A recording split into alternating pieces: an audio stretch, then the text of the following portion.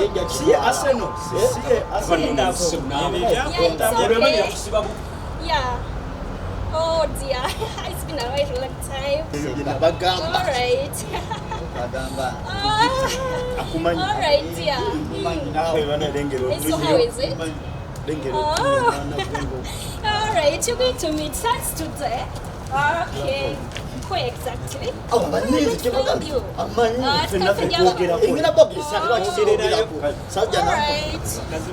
Okay, I'm going to come.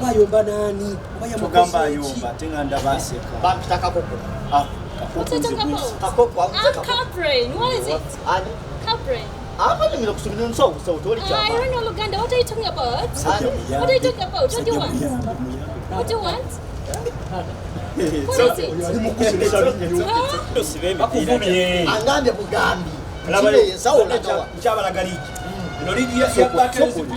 Excuse me. Can you please direct me where the laws are? Can you please direct me where the laws are? I